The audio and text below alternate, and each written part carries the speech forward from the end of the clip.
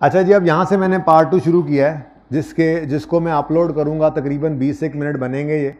और ये मैं अपलोड इसलिए करूँगा कि दूसरी क्लास के अंदर एक तो कुछ बच्चे उठ गए थे जब मैं डेटर्स की बात कर रहा था और प्रोविज़न की, और दूसरा मैंने एक क्वेश्चन डिस्कस करने का सोचा है, दाहल लिमिटेड, छोटा सवाल है, अगर टाइम बच गया तो एंड पे वो भी डिस्कस कर लेंगे, ठीक है। वैसे आप लोगों का होमवर्क है जुनैद जंजुआ वाला सवाल, और उसके बाद क्वेश्चन बैंक में सिंध रोबोटिक्स के नाम से एक सवाल है, 7 है या 9 है, देख के बताओ। 9 जी, बस वो एक चीज़ है ना, इसीलिए तो मैंने सिर्फ वही समझानी है, छोटी सी चीज़, ठीक है ना। छोटा सा सवाल करेंगे वो, या ना टाइम बचा तो कल से भी ये डिस्कशन वाले सारे सवाल जो हैं ये हमने करने हैं इंशाल्लाह। पता ही आपको, ये फिर शाम में कन्वर्ट हो जाएंगे ना। सुबह में नॉर्मल ज़रा पढ़ लेना, एक बार टॉपिक तैयार हो जाए फिर उसकी कंप्लीटनेस तो इंश्योर कर लेंगे इंशाल्लाह। बुध जुमा है ना, सुबह शाम विर्त करते हैं आप लोग, बुध जुमा आ रहा है। अच्छा जी, एक्स्ट्रा क्लास होगी, चाहे नहीं होगी, एडवांस बता रहा हूँ। वो बाकी मसले होते हैं ना, फिर अब बताऊंगा आपको रिकॉर्डिंग के अलावा, फिर बाकी लोग भी तुम्हें रखनी होती हैं क्लासेस। अच्छा जी, the statement of financial position and statement of comprehensive income of Sindh robotics, non cash, non current assets हैं, करंट एसेट्स हैं, चुप कैपिटल है, नॉन करंट लाइबिलिटीज़ हैं, करंट लाइबिलिटीज़ हैं, रेवेन्यू वगैरह हैं। Prepare a statement of cash flows using direct method. तो आपका होमवर्क सिर्फ यही है। उसके बाद जो अब मैं सिखाने लगा हूँ आपको, ये सिर्फ आपने समझना है, सुनना है, और कल मैं अपलोड भी कर दूंगा इसको। कल फिर अगर ज़रूरत पड़ेगी तो अपलोड कर दूंगा, और कल फिर इसको दोबारा रिवाइज भी कर लेंगे, ठीक है ना। आज बहुत ज़्यादा नहीं डाला, बच्चे जब परेशान हो रहे थे तो मैंने एक सवाल शुरू किया डिस्कस करना, लेकिन वो डिस्कस करूंगा, उसमें 1-2 पॉइंट समझाने हैं। लेकिन उसके बाद फिर मैंने उसको कहा कि बस ये आपका होमवर्क नहीं है, फिर कभी या होमवर्क दूंगा या हो सकता है कल करवा दूँ, ठीक है। तो आपका होमवर्क क्या है? सिंध रोबोटिक्स, लेकिन जुनैद जंजुआ करने के बाद। अच्छा जी, अब आते हैं हम क्वेश्चन बैंक नंबर 2 पे। क्वेश्चन बैंक 2 है जी, पेज नंबर 722 पर।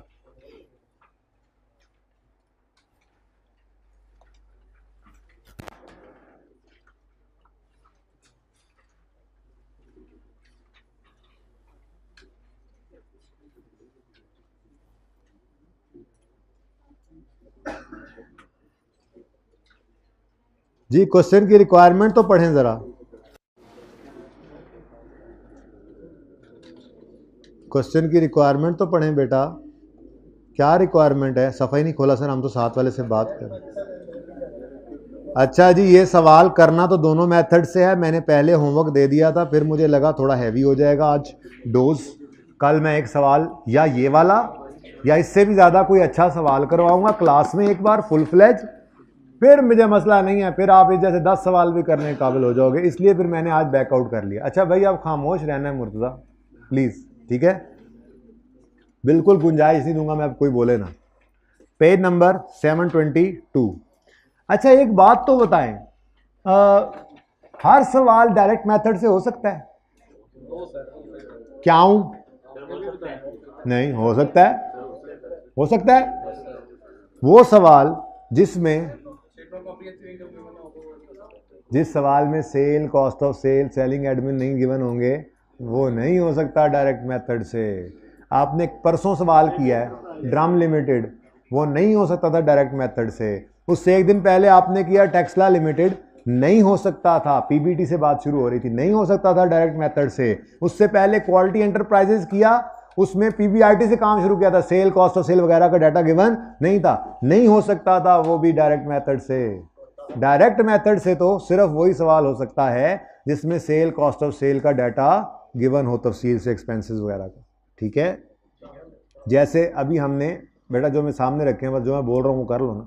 जैसे आपने आज जुनैद जंजुआ का सवाल देखा, उसमें चूंकि सेल, कॉस्ट ऑफ सेल का डाटा तफसील से गिवन था, वो दोनों मेथड से हो गया। फिर ये आपने सवाल देखा, अभी जो देखना शुरू कर रहे हैं, इसमें देखो अगले सफ़े पे स्टेटमेंट ऑफ प्रॉफिट और लॉस बनी हुई है पूरी तफसील से, ये भी हो सकता है। अब पर्चे में क्या करेंगे? ये तो मैंने आपको कॉन्सेप्ट दिया ना कि आपने अगर इनकम स्टेटमेंट गिवन हो तो आप डायरेक्ट मेथड से कर सकते हैं, ठीक है, वरना वो डायरेक्ट से होगा ही नहीं, ठीक है ना। लेकिन जो सवाल डायरेक्ट मेथड से हो सकता है वो इनडायरेक्ट से भी हो सकता है। तो अब पर्चे के लिए उसूल वो बनाएं जो याद रह जाए, बात आसान वाली, ठीक है। तो वो उसूल क्या है, आपको जो आज मैंने मेथड सिखाया है ना, डायरेक्ट मेथड, ये सिर्फ छोड़ दें, बस कर दें। आपको जो आज सिखाया मैंने ये मेथड, डायरेक्ट मेथड, ये सिर्फ तब यूज़ करना है जब वो सवाल में खुद कह दे डायरेक्ट मेथड से बनाओ, वरना नहीं करेंगे। बाय डिफ़ॉल्ट इनडायरेक्ट, वही कह रहा हूँ। सवाल में अगर वो एक्सप्रेसली कह दे कि डायरेक्ट मेथड लगाओ तो लगाना है, वरना नहीं लगाना। इसका मतलब खामोश होगा तब भी इनडायरेक्ट, खुद कह दे फिर तो लगाना ही इनडायरेक्ट है। अब आसानी होगी थोड़ी सी, वरना आप खुद सवाल बैठ के सोचें। अच्छा, फिर दोनों तरीकों से सवाल हो सकता है। सवाल खामोश है तो आप डायरेक्ट मेथड की तरफ चले गए, अब प्रैक्टिस ज़रा कम थी, फंस गए। हालांकि दूसरे में तो आप वैसे ही शेर हैं, तो आपको तो वैसे भी वो पसंद है ज़्यादा, ठीक है ना। तो बहरहाल सवाल के लिए वो तो अव्वल तो लिखेगा, ठीक है। तो जो मेथड लिखे वो माने, और अगर खामोश हो तो इनडायरेक्ट मेथड यूज़ कर लेना, ओके। वैसे मुझे लगता है डायरेक्ट मेथड से आएगा। अच्छा, अब following are the extracts from financial statements of Universal for the year 30 June 17। ये सवाल आपने होमवर्क में नहीं करना, मैंने बस इसको पढ़ाना है और थोड़ी सी बातें इसके अंदर, बल्कि मैं आज दाल लिमिटेड डिस्कस नहीं करता, ये अपलोड मैं स्टिल कर दूंगा। इसमें एक एडजस्टमेंट है डिबेंचर्स वाली, मैं उसको डिस्कस कर लूँगा, ठीक है, ताकि ये सवाल पूरा डिस्कस हो जाए। आज होमवर्क नहीं करेंगे, कल को करना पड़ जाए, जब इसके लेवल का कोई और सवाल कर लेंगे फिर तो होमवर्क कर सकेंगे ना। एडजस्टमेंट्स तो डिस्कस होंगी ना कम से कम, ठीक है। अच्छा, एसेट्स हैं property, plant, equipment, stock and trade, receivables, cash. फिर इक्विटी एंड लायबिलिटी में share capital, retained earning, surplus, debentures. आपको पता है डिबेंचर्स क्या होते हैं, लायबिलिटी साइड में नजर आ रहे हैं, इशू किए हुए होंगे, लायबिलिटी है, लोन है। इंटरेस्ट पेएबल, क्योंकि आपने ईपीएस पढ़ लिया ना, interest payable, trade payable, accrued liabilities, unearned maintenance income होगी। ओहो, इनकम होगी, कैसे पता? लायबिलिटीज के अंदर आपकी अनअर्न्ड कोई चीज पड़ी है तो वो एडवांस इनकम ही होती है ना। मतलब मेंटेनेंस का क्या होगा, मिसाल के तौर पे, इन्होंने लिखा तो नहीं हुआ, मैं कहता हूँ यूनिवर्सल लिमिटेड मिसाल के तौर पे ये कार मैकेनिक हैं मिसाल के तौर पे, ठीक है, ये वर्कशॉप है बहुत बड़ी। अब यहाँ पे बड़े बड़े लोगों ने कॉन्ट्रैक्ट किए होते हैं, साल साल के पैसे इकट्ठे दिए होते हैं, मिसाल के तौर पे गाड़ी की मेंटेनेंस की एडवांस में दे देते हैं, कंपनियाँ वगैरह होती हैं। तो इन्होंने एडवांस पैसा पकड़ा हुआ है, लेकिन अभी उसके अगेंस्ट इन्होंने सर्विसेज नहीं दी, तो ये इनके ऊपर लायबिलिटी हुई ना। अब ये एडवांस इनकम लायबिलिटी है, इसलिए लायबिलिटी साइड पे नजर आ रही। मैंने इसलिए कह दिया कि यह मेंटेनेंस इनकम है। वैसे आगे जाके आपको नजर भी आ जाएगा सवाल में, अदर इनकम में मेंटेनेंस इनकम पड़ी है, तो आपको लग जाएगा अच्छा ये इनकम होती है। मेंटेनेंस इनकम फिर क्या होगी, आपने किसी से मेंटेनेंस करवाई, वो आपको पैसे भी दे के जाएगा। आपकी गाड़ी मेंटेन करने आता है बंदा, ऑयल गैस वगैरह चेंज कर देता है और वो आपको पैसे भी दे जाता है ना। कौन सी दुनिया में रहते हैं आप, मेंटेनेंस के खर्चा आपने करना होता है, ठीक है ना। तो ये मेंटेनेंस इनकम का मतलब क्या होगा, फिर ये मेंटेनेंस की सर्विसेज देते होंगे, ठीक है ना, ओके। अच्छा, उसके बाद इनकम टैक्स पेएबल, ठीक है जी, ये तो सारा नॉर्मल हो गया, बस एक आधी चीज़ बीच में, एक ही चीज़ आई थी एब नॉर्मल थोड़ी सी, वो मैंने आपसे डिस्कस कर दी। नेक्स्ट, स्टेटमेंट ऑफ प्रॉफिट और लॉस में sale, cost of sale, GP, operating expenses, मतलब ये सुबह वालों के लिए दोबारा मैं अपलोड इसलिए कर दूंगा कि ज़रा इसको दोबारा देख ले एक बार, हालांकि ये होमवर्क में नहीं है। Selling and admin, other income आ गई, फिर profit before interest and tax, interest, profit before tax, tax, profit after tax, सब कुछ सेम नॉर्मल चीज़, कोई ऐसी अब नॉर्मेलिटी नहीं है। कोई बात नहीं, क्लास के बाद मेरे पास आ जाना, मैं समझा देता हूँ। 60% ऑफ सेल्स, अच्छा जी देखें, मेथड तो ये दोनों यूज़ होने हैं, लेकिन फ़िलहाल मैं सिर्फ इसको डिस्कस कर रहा हूँ क्योंकि देखो, अच्छा थोड़ी देर के लिए मैं अज्यूम करता हूँ हम इनडायरेक्ट मेथड से ये सवाल कर रहे हैं, ठीक है, 1 मिनट के लिए, अभी पहली एडजस्टमेंट नहीं ना पड़ी, 1 मिनट के लिए अज्यूम करते हैं कौन सा मेथड है, पुराने वाला। 60% of sales are made on credit का क्या करें, इग्नोर करें, हमें क्या, हम तो वैसे डेटर उठाते हैं, वहाँ पे खुद ब खुद ऑटोमेटिकली काम हो जाता है। UL maintains a provision of doubtful receivables at 6%, नहीं ऐसे इग्नोर नहीं करना होता, इग्नोर सिर्फ ये करना होता है, during the year trade receivables of 7 were return of, bad return of को इग्नोर करते हैं। प्रोविजन के लिए तो मैंने कहा था ऑप्शन है, वो तो मैंने अभी दूसरा ऑप्शन आपको दिया नहीं। वो ऑप्शन क्या था, वो ऑप्शन ये था कि आप प्रोविजन को डेटर्स में से, ग्रॉस डेटर्स में से माइनस करें, नेट डेटर्स को वर्किंग कैपिटल चेंजेस में ले जाएं। अल्लाह के बंदो, अगर ऊपर ग्रॉस डेटर्स पड़े हैं और प्रोविजन अलग आ रही है तो फिर भी इग्नोर करोगे प्रोविजन को? ऐसी बात नहीं करनी, कच्ची बात ना किया करो। मैंने उसूल लिखवाया था इसीलिए, कच्ची बात नहीं करनी है आपने, पक्की बात करो। बैड डेट रिटर्न ऑफ को इग्नोर करना है और प्रोविजन को ऑप्शन 1, अभी 2 नहीं करवाया हुआ, ऑप्शन 1 पक्का करवा रहा हूं, 2 फिर करवाऊंगा बाद में। ऑप्शन 1 प्रोविजन को डेटर्स में से लेस करके नेट डेटर्स को वर्किंग कैपिटल चेंजेस में लेकर जाना है। अब अगली बात की तरफ जाते हैं। वो क्या? वो कह रहा है यूएल मेंटेन्स अ प्रोविजन, मतलब प्रोविजन क्रिएट मेंटेन करते हैं। इसका मतलब क्या होता है?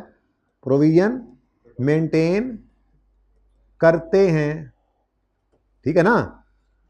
ओके, अगर करते हैं तो मतलब नॉर्मल रूटीन के अंदर इनकी प्रोविजन क्रिएट होती है तो ओपनिंग में भी होनी चाहिए, क्लोजिंग में भी होनी चाहिए, ठीक है ना? मेंटेन्स का मतलब करते हैं, प्रोविजन क्रिएट करते हैं तो ओपनिंग में भी होनी चाहिए, क्लोजिंग में भी होनी चाहिए। अब हम ये ढूंढने निकले तो बैलेंस शीट तो अभी भी पढ़ के आए थे, हमें कहीं पे प्रोविजन नजर नहीं आई। तो इसका मतलब फिर क्या है? वो कह रहा है प्रोविजन क्रिएट करते हैं, हम कह रहे हैं अच्छा करते हैं तो कहां है? वो नजर नहीं आ रही। तो फिर जाहिर सी बात है, और होना भी ऐसे ही चाहिए, ये स्टैंडर्ड्स भी यही कहते हैं। आप बड़े होकर अब FAR 2 में फाइनेंशियल स्टेटमेंट्स बनाएंगे ना, वो बचपन की थी इंट्रो वाली फाइनेंशियल स्टेटमेंट्स, बैलेंस शीट के अंदर आप फेस पे ही लिख देते थे डेटर्स लेस प्रोविजन। वो फेस के ऊपर, वहां पे तो फेस के ऊपर आप building less depreciation, equipment less डेप्शन भी कर देते होते थे। तो यहां आके आपको पता लगा कि बैलेंस शीट के फेस के ऊपर सिर्फ पीपीई का एक लफ्ज नजर आएगा, एक लाइन आइटम है और बाकी सब कुछ नोट में। ऐसे ही यहां पे आके आपको पता लगेगा FAR 2 में जाकर कि ट्रेड डेट्स भी नेट शो होते हैं हमेशा बैलेंस शीट में। उसूली बात ही ये है। सवाल खामोश भी होगा तो उसूली बात क्या है? प्रोविजन या तो नहीं है, या अगर प्रोविजन है तो वो नोट्स में होगी, फेस के ऊपर नहीं आ सकती। बड़े लेवल के ऊपर जो बैलेंस शीट्स आपको जितनी भी नजर आएंगी, ये रिक्वायरमेंट ऐसी, नोट ऐसे ही बनाना होता है। बैलेंस शीट के फेस के ऊपर हम कम से कम चीजें रखते हैं और डिटेल्स सारी कहां जाती हैं? नोट्स में। तो ये वैसे बता रहा हूं आप लोगों को बात, ठीक है सुबह वालों, ये बात यहां पे फंस रहे थे आप लोग, मैंने इसलिए ये फिर यहां पर ही दूसरा मैंने दाहल नहीं डिस्कस करना। ओके, तो नेट डेटर्स हैं, कैसे पता लगा? उसने कहा प्रोविजन गिवन। अब ये मैं आपको बता रहा हूं, वैसे भाईजान जाग के बात सुनने जरा, जाग, ठीक है? मैं आपको ये बता रहा हूं कि वैसे ही फाइनेंशियल स्टेटमेंट्स के अंदर अब आप सीखेंगे आगे जाके FAR 2 में कि बैलेंस शीट में नेट डेटर्स ही जाने चाहिए। अगर कोई प्रोविजन वगैरह है तो वो नोट्स के अंदर डेटर्स में से लेस होगी, ठीक है ना? इसका मतलब अगर सवाल ना भी बताए, इस तरह से लिखा हुआ कोई नहीं था, सवाल ने नहीं बताया रिसीवल क्या है, लेकिन हमें पता है नेट है क्योंकि प्रोविजन है। अच्छा, दोनों प्रोविजन ना होती तो ग्रॉस नेट वैसे ही सेम था, प्रोविजन है नजर नहीं आ रही तो पक्की बात है ये नेट डेटर्स हैं, प्रोविजन इसमें से नेट होकर बैलेंस शीट के फेस पर ये नेट डेटर्स आ रहे हैं, ठीक है? और सही है। अच्छा, अब ये चीज देख लेने के बाद, चूंकि मैं पुराने वाले इनडायरेक्ट मेथड में चल रहा हूं, तो मैंने कहा बैड रिटर्न ऑफ को तो वैसे ही था, प्रोविजन को भी अब इग्नोर कर लेते हैं। इसलिए इग्नोर किया क्योंकि हम प्रोविजन का करते क्या थे? ग्रॉस डेटर्स में से जमाई न ले, ग्रॉस डेटर्स में से माइनस करके नेट डेटर्स को यूज करना था। डेटर्स पहले ही नेट है, ये उठा के यूज कर लेंगे, प्रोविजन भी इग्नोर। ये पुराना सवाल चल रहा है। यानी कि अगर ये सवाल, यही सवाल अगर इनडायरेक्ट मेथड से आपने करना हो, पड़का दें आप। सिर्फ वो डिबेंचर वाली एडजस्टमेंट नहीं है, वो मैंने बतानी है आखिरी 5-7 मिनट में, अगर टाइम बचा तो, वरना कल कोई मसला नहीं, सवाल आज होमवर्क में तो है नहीं। अच्छा, depreciation for the year was 22.5 million, 70% was charge to cost of sale. हमारी बला से जहां जाए मर्जी, कॉस्ट ऑफ सेल में जाए, चाहे एडमिन सेलिंग में जाए, चाहे बाढ़ में जाए, हमारा इनडायरेक्ट मेथड है, हमें तो पूरी डेप्रीसिएशन चाहिए, हमने इसको जाके 22.5 को ऐड बैक कर देना है। अगली लाइन को हमने अपने इस पुराने मेथड के हिसाब से इग्नोर करना है, कोई जरूरत नहीं हमें इसकी। अदर इनकम में गेन ऑन डिस्पोजल पड़ा है, लेजर में जाएगा। मेंटेनेंस इनकम पड़ा है, लेजर में जाएगा। डिस्काउंट है, लोन के लेजर में जाएगा। क्या करना है? इसकी एडजस्टमेंट की डिस्कशन करनी है, मैंने सिर्फ यही एडजस्टमेंट नहीं है। तो इनडायरेक्ट मेथड का सवाल तो हो गया, ये एडजस्टमेंट कर लूं तो ठीक है। अब चलते हैं, स्विच ओवर करते हैं। मुझे लगता है कि ये एडजस्टमेंट डिस्कस नहीं होगी, सुबह वाली क्लास में भी नहीं हुई, ठीक है? मतलब मैं डेटर्स के ऊपर डिस्कशन कर रहा हूं ना बेसिकली। अब हम आए इसी सवाल को डायरेक्ट मेथड से करने पर। तो जब डायरेक्ट मेथड से करने पर आए तो ये स्टॉक इन ट्रेड, ये डेटर्स, ये क्रेडिटर्स, और ये एक्रूड लाइबिलिटीज, ठीक है ना। इन सब के यानी कि एक्रूड लाइबिलिटीज में एक्रूअल एक्सपेंसेस में सिर्फ एक ही चीज आ रही है, चलो अच्छी बात है, हमें क्या, ये 4 लेजर बनने हैं। अब जब ये वाला मेथड था और आप इसमें वर्किंग कैपिटल आइटम्स के भी लेजर बनाने के इरादे से निकले, तो सबसे पहली चीज क्या आई, स्टॉक लेजर बना लेंगे, बनाएंगे बोलो। फिर क्या आया, रिसीवेबल्स नेट, बस ठीक है, नेट से ही इसको भी बना लेंगे, नेट से ही डेटर का लेजर भी नेट से बना लेंगे, नेट से बना लेंगे, नेट डेटर्स पे लेजर बना लेंगे। बन ही नहीं सकता, बन ही नहीं सकता, यहां पे आके अब हम फंसेंगे।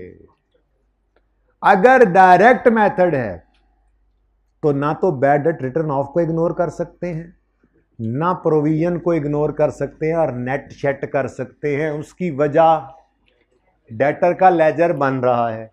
अगर लेजर बन रहा है तो बैड डेट रिटर्न ऑफ अगर उसने बोला है तो वो इसमें क्रेडिट साइड पे नजर आना चाहिए। फिर अगर उसने प्रोविजन बोला है तो मतलब डेटर्स का लेजर तो फिर ग्रॉस पे बनेगा, प्रोविजन अलग नजर आएगी। यानी अगर डायरेक्ट मेथड में है तो ना तो बैड डेट रिटर्न ऑफ को इग्नोर किया जा सकता है, ना ही प्रोविजन को। मैंने माना उसूल जरा दूर हैं, उनको लिखवाऊंगा कल इंशाल्लाह। ये वो अभी देख लेते हैं क्या करना क्या है। फिलहाल तो मुझे ये मसला पड़ गया कि एक तो मैंने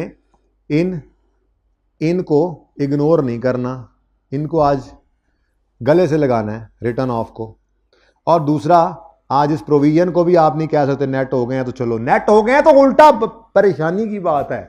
अगर कोई ये बैलेंस शीट के फेस पे काश हमें ग्रॉस डेटर तो प्रोविजन देता तो हम इस मेथड में खुश होते। ग्रॉस डेटर को उठाते डेटर के लेजर में, प्रोविजन को उठाते प्रोविजन के लेजर में, रिटर्न ऑफ को पोस्ट करते।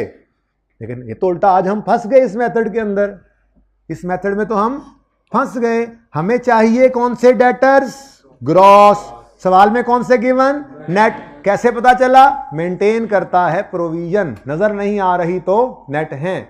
अब मुसीबत है, मुझे डेटर का लेजर चाहिए इस मेथड में, बोलो, और वो बनता हमेशा किस पे है, ग्रॉस पे, प्रोविजन अलग होती है। अब मुसीबत बढ़ गई ना, बोलो। तो मुझे चाहिए था, किधर गया, यहां पे की थी वर्किंग, ये मुझे ये दोनों लेजर्स चाहिए, डेटर्स ग्रॉस पे, प्रोविजन अलग, लेकिन डेटर्स गिवन है नेट, लेकिन प्रोविजन की परसेंटेज दे दी। वैसे परसेंटेज नहीं, फिगर्स अगर हो तो मैंने ये काम सिखाया था आपको अमीन इंडस्ट्रीज वाले सवाल में, जब भाईजान जाग के बैठे, मेहरबान कदरदान जाग के बैठो। बड़ी अहम बात, ये बड़ी अहम बात है, ये सबसे अहम और मुश्किल बात इस मेथड की यही है। अगर समझ आ गई तो बस मेथड गया, और कुछ नहीं है इसमें, बाकी मुश्किल बातें मैंने बता दी हैं आपको। मैं ये कह रहा था, क्या कह रहा था, हाँ, मैंने अमीन इंडस्ट्रीज वाले सवाल में आपको क्या समझाया था कि बुक वैल्यू अगर पीपीई की गिवन है और अक्यूमुलेटेड ऑप्शन गिवन है तो बैलेंसिंग फिगर रिवर्स वर्किंग करके कॉस्ट निकाल सकते हैं। बिल्कुल ऐसे ही मैं आपको यहां कह रहा हूं, माना कि फिगर्स नहीं गिवन, परसेंटेज तो गिवन है ना, नेट डेटर से हम ग्रॉस डेटर्स बनाएंगे और प्रोविजन भी निकालेंगे। कैसे ऐसे, नेट डेटर सवाल में गिवन है 56 ते 68, 56,000, 56 और 68। अब अगली बात, उसने क्या बोला सवाल में, प्रोविजन की परसेंटेज क्या है, 6%। इसका मतलब यह हुआ कि अगर प्रोविजन 6% है तो फिर नेट वाली फिगर जो है वो 94% पे पड़ी है, ठीक है, और ग्रॉस जो है वो 100 होगी। अब तो वही परसेंटेज वाला हिसाब, हमारी वही इक्वेशन, वही मार्कअप मार्जिन वाली वो फॉर्मूला ना बन गया, given amount over given amount percentage किया था ना। तो अब कैलकुलेटर पकड़ो, इस 56 से आप 100 भी निकाल सकते हो, मतलब ग्रॉस भी निकाल सकते हो, इससे प्रोविजन भी निकाल, जो मर्जी निकाल लो। हम रूटीन में ग्रॉस फिगर निकालते हो तो जरा इजी लगता है हमें। 56 जो है वो 94% है, हमें इसका 100% चाहिए, 60, पूरा बताओ, पूरा 59.57। तो अगर ये 59.57 है तो बैलेंसिंग फिगर 3.57 प्रोविजन हो गई। आप ये 3.57 भी पहले निकाल सकते थे, फिर वो बैलेंसिंग निकाल लेते। कैसे निकालते, 56 डिवाइडेड बाय 94 मल्टीप्लाइड बाय 6, ठीक है भाई, क्यों बातें कर रहे हो भाई, क्यों बातें कर रहे हो, क्या हजरत ये क्या बातें कर रहे हैं आपस में? हजरत ये आपके आगे वाले जो दोनों बैठे हैं, हाँ ये क्या बातें कर रहे हैं हजरत, बताएं ना जरा मुझे। आप डिस्टर्ब नहीं हो रहे इनसे? आप डिस्टर्ब हो रहे हैं हजरत इनकी वजह से? वो शर्म कर गया, लेकिन अल्लाह को जवाब देना पड़ेगा उस दिन, जिस दिन आपकी वजह से ये तंग वहां पे कहेगा कि मैं तंग हुआ था। मत किया करो ऐसे। अच्छा जी, 68 के साथ भी यही मामला करें। 68 जैसे वो जुल्म था ऐसे ये भी जुल्म है, मुझे याद है जरा जरा जी। 68 divided by 94 multiplied by 100 72 point, तो बैलेंसिंग इसको निकाल लो। ठीक है जी। अब ये हम डेटर का लेजर बनाएंगे ना जब, तो यहां पे हम यूं लिखेंगे वर्किंग 1 मिसाल के तौर पे ऊपर वाली है जी, ओपनिंग है 59.57 और क्लोजिंग है जी 72.34। ओपनिंग प्रोविजन है जी 3.57 और क्लोजिंग प्रोविजन है जी हाँ 4.34। ठीक है, अब ये भी ग्रॉस हो गया। अब दूसरी बात, क्या मैं बैड डेट रिटर्न ऑफ को इग्नोर कर सकता हूं? अगर इग्नोर करूंगा तो यहां फिगर नहीं आएगी, यहां फिगर नहीं आएगी तो कैश की फिगर गलत निकल आएगी। तो वो जो उसूल लिखा था वो सिर्फ इनडायरेक्ट मेथड के लिए था। डायरेक्ट मेथड में तो प्रोविजन देख कर ही हमारे रोन गट्टे खड़े हो जाते हैं, रोंगटे। ठीक है, टेंशन हो जाती है, वो आ गई प्रोविजन, वो बैड डेट भी है ना, बैड डेट इग्नोर होने हैं ना, और अल्लाह करे ग्रॉस डेटर्स हो, खुदा ना खास्ता नेट हुए तो ग्रॉस करने पड़ेंगे, क्योंकि डेटर का लेजर ग्रॉस पे बनता है, प्रोविजन अलग होती है। अच्छा, बैड डेट की क्या एंट्री सिखाई थी रिटर्न ऑफ की? प्रोविजन डेबिट 7 है ना 7 सवाल में, और डेटर्स क्रेडिट। यहां पे भी लिख लिया था हमने बैड डेट रिटर्न ऑफ, और यहां पे भी लिख लिया था बैड डेट रिटर्न ऑफ। असल में ना हमने बीच में से एक अकाउंट खा लिया था बेसिकली, तो जिस वजह से एंट्री ऐसे बन गई थी। वरना आपको पता है bad debt expense, bad debt return of expense debit debtor credit, फिर वो bad debt expense return of था उसको क्रेडिट करके प्रोविजन। तो हमने एक अकाउंट बीच में से गायब किया था, एंट्री सिंपल कर ली थी, बैड रिटर्न ऑफ की एंट्री कर ली थी, प्रोविजन डेबिट डेटर क्रेडिट। अब ये सवाल आपका वो इत्तेफाक से यूनिवर्सल का सवाल ही हो रहा है, तो ये एडजस्टमेंट होगी। मुश्किल तो बात यही थी, बात समझ आई? अब आप सवाल से जब जाकर एडजस्टमेंट नंबर 1 देखोगे, आप कहोगे 60% इग्नोर इग्नोर इग्नोर। क्यों? हम तो टोटल सेल्स उठाएंगे 273, ये टोटल सेल्स उठाकर हम इधर लिखेंगे, और तो कोई अनयूजुअल आइटम नहीं था। जो अनयूजुअल था देखो उसने बता दिया, हमने आज पहले लिखा है। अब एंड पे हमने देखा नॉर्मल चीजें 4 पूरी कर लें, ओपनिंग से कैश आ जाएगा, चला गया। वैसे तो आप ये सवाल कर सकते हो, लेकिन मैं चाह रहा हूं आज ना करो। अगर कोई करना चाहे तो मैंने पिछली क्लास को भी मना नहीं किया। खैर, असल में मसला ये नहीं है, असल में मसला पता है क्या है? असल में मसला ये है कि आप प्रोविजन के लेजर को जरा बैलेंस तो करें जी, करें जरा बैलेंस। हाँ, इसी तरह क्या कंप्लीट है, ये एडजस्टमेंट कंप्लीट हो गई है भाईजान, ये सवाल बिल्कुल सही, ओके डन, ये वाली एडजस्टमेंट कंप्लीट है। यहां सिर्फ सेल डाल जाए तो कैश भी निकल आना है, और कुछ नहीं है इसमें। बोलो, ये डबल क्लास है ना बेसिकली, यानी कि सुबह वालों को भी जाना है, तो मैं और क्रिटिकल हो जाता हूं कि ज्यादा बंदे सुबह वाले पता नहीं अब लेते भी हैं। इतनी मेहनत से मैं ये बात दोबारा पढ़ा रहा हूं जी। 7 वाह वाह, इतने 7। अच्छा अब सुनो भाई, मसला पता है क्या है? मसला यह है कि ये बैड डेट एक्सपेंस है, पता हमें लग गया। क्यों? ओपनिंग क्लोजिंग प्रोविजन भी हमने निकाली है, उसने कहा था कि एक मेंटेन की हुई है, बैड डेट रिटर्न ऑफ भी हमने लिखा, और बैलेंसिंग फिगर क्या है? एक्सपेंस। ये वो एक्सपेंस है, ये वो एक्सपेंस है जो प्रॉफिट एंड लॉस में जाता है, ऐसा ही है। अब हम ढूंढने निकले इसको मुल्कों देख रहे हैं हम इसको। बैड डेट एक्सपेंस फेस पे तो नजर नहीं आया, मतलब कहीं बनहूस छुपा पड़ा है। अब ये कहां होता है? ये नॉर्मली ना सेलिंग एक्सपेंस होता है, यानी ऑपरेटिंग एक्सपेंसेस में पड़ा होगा। यानी इस जगह पे आके ना मैंने बच्चों का, यार ये सवाल रहने देना, तो आप भी रहने देना, आज ना करना होमवर्क, लेकिन पता तो लग गया, तैयारी तो शुरू कर देना, ये कल का होमवर्क होगा इंशाल्लाह। कल जब मैं इससे जरा अच्छा सवाल आपको करवा दूंगा ना, इंपेयरमेंट वगैरह उसमें लेकर, ठीक है ना, तो फिर ये सवाल आपके लेफ्ट हैंड से करेंगे घर जाके आप, क्योंकि ये वाली बात तो वैसे आपको समझ आ गई, ठीक है।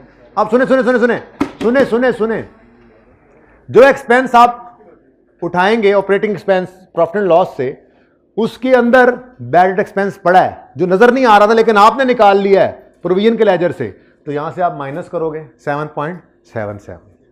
ठीक है, कैसी लगी एडजस्टमेंट? थी ना खौफसूरत? हाँ खौफसूरत थी, खूबसूरत तो नहीं है ये। नेक्स्ट, डेप्रीसिएशन आ गई 22,500 की। अब इसको इग्नोर नहीं करना, इसको क्योंकि कॉस्ट ऑफ सेल अलग जगह पड़ी है, ऑपरेटिंग एक्सपेंसेस अलग पड़े हैं। वो कहता है 70% of 22.5 is in cost of sale. अपनी कॉस्ट ऑफ सेल को यहां रखकर 22,500 का 70% उसमें से माइनस करेंगे, बाकी 30% कहां गया होगा? जाहिर है वो फिर बाकी है सेलिंग एडमिन में ही पड़ा होगा, तो यानी 22.5 का 70% यहां से माइनस करना है और 30% यहां से माइनस करना है। खूबसूरत सवाल, बस ये मैक्सिमम मुश्किल बातें हैं इसकी। आगे वही अदर इनकम के आपने डिस्पोजल का अकाउंट बनाना है। डिस्पोजल का जब अकाउंट बनाना है उसमें गेन भी आएगा और कैश भी आएगा। गेन को रिवर्स करने जाओगे तो यहां पे कोई चीज है ही नहीं जिसमें आते आते ऐड हुआ है कि हमें रिवर्स करना पड़े। हाँ, कैश रिसीव्ड ऑन डिस्पोजल यहां आ जाएगा। डन हो गया। नेक्स्ट होगा मेंटेनेंस का लेजर, अनअर्न्ड ओपनिंग क्लोजिंग आपका लिखा होगा, ये इनकम उठा के उसमें लिखोगे, कैश की फिगर बैलेंसिंग आएगी। अब इनकम भी है कैश भी है, इनकम को लेके जाओगे, कोई ऐसी चीज नजर नहीं आएगी सुबह वालों, कोई ऐसी चीज नजर नहीं आएगी जिसमें से इस इनकम को मतलब रिवर्स, मतलब इसको ऐड वो ऐड हुई ना, लेस करना पड़े। लेकिन कैश रिसीव फ्रॉम मेंटेनेंस तो हुआ है ना। मेरा मशवरा है यहां पे शो कर देना, इन्वेस्टिंग एक्टिविटी तो नहीं है ना, फाइनेंसिंग भी नहीं है, ऑपरेशंस का ही पार्ट है, गाड़ियां सही करते होंगे, तो यहां पर लिख दोगे cash received from maintenance income inflow. मिसाल दे रहा हूं, ठीक है। अच्छा, अब आती है आखिरी एडजस्टमेंट जिसके बाद छुट्टी देनी है। ये समझ ना भी आया तो टाइम असल में थोड़ा रह गया, माजरत। वो कहेंगे जी हमें आपने कहा था 15 मिनट की रिकॉर्डिंग होगी, 20 मिनट से ऊपर हो गया अभी भी। हाँ 30 हो गया है। चलें चुप कर जाएं, लीगल में थोड़ा सा समझ लें। अच्छा है ना, ये जरा आज जरा दिमाग में चली जाएगी। अब अच्छी तरह से समझ ना आए तो बहुत अच्छी बात है, आप कल फिर पूछोगे, मैं कल फिर बताऊंगा, तो फिर पक्की समझ तो आएगी ना। अगर कल ही पहली बार बताऊंगा तो फिर मुनासिब नहीं ना है, ठीक है। तो आज जरा इसको समझते हैं। बाकी सारा सवाल आपने देख लिया दोनों मेथड से। इनडायरेक्ट तो आपने कहा अब लेफ्ट हैंड से करना है, डायरेक्ट फिलहाल राइट हैंड से हो रहा है, लेकिन कल इंशाल्लाह ये भी लेफ्ट हैंड से होने लग जाएगा इंशाल्लाह, ठीक है। ये मैक्सिमम मुश्किलात है इसके अंदर जो मैंने आज डिस्कस कर डाली हैं आपके साथ। अब कम से कम मैं आपको आज जो आपका टर्म टेस्ट वाला सवाल है 23 नंबर वाला, वो आपने इनडायरेक्ट से करना है, फिर कल मैं आपको होमवर्क में दूंगा उसी को डायरेक्ट से करने, फिर वो मैं परसों करवाऊंगा। तो इनडायरेक्ट के भी मैं आपको कम से कम खुद इस सवाल के अलावा 2 से 3 सवाल मजीद करवाऊंगा इंशाल्लाह। प्रैक्टिस अच्छी हो जाएगी उसकी भी। और मुझे तो डर लग रहा है इस दफा कि इसने आ जाना है, तो शायद मैं 2-3 करवाता हूं ना, करवाने का सोचा तो मैं शायद 4-5 भी करवा दूं, मेरी तसल्ली तभी हो शायद। लेकिन आप लोगों ने इनमें से किसी को कम वेटेज नहीं देनी। कैश फ्लो मुझे लगता है एक्सपेक्टेड है, इस दफा लास्ट टाइम उसने पूरा सवाल इसमें से पूछा नहीं है, ये भी एक खतरा है। लास्ट टाइम कैश फ्लो में से उसने पूरा सवाल नहीं पूछा है, तो इस दफा आप एक्सपेक्ट कर सकते हैं कि इसमें से वो पूछेगा। अच्छा, आखिरी एडजस्टमेंट, बातों बातों में टाइम और निकल गया। Discount of other income include comprise of, में पढ़ी है ये क्या चीज, डिस्काउंट ऑफ ₹10 पर debenture which were redeemed during the year. Redeemed का मतलब रीपेड, रिडीमेबल होता है काबिले वापसी, रिडीम्ड मतलब वापस हो गए, वापस्ड, रिडीम्ड वापस्ड, okay, repaid. Debentures mean loan liability. मैं पहली बात तो यह मशवरा दूंगा आपको, जस्ट अज्यूम करो इसको as a simple creditor. Loan, debenture, creditor भी तो एक लोन ही है, तो बोलो एक लोन है जी। भाई आप जरा मिटते हैं प्लीज।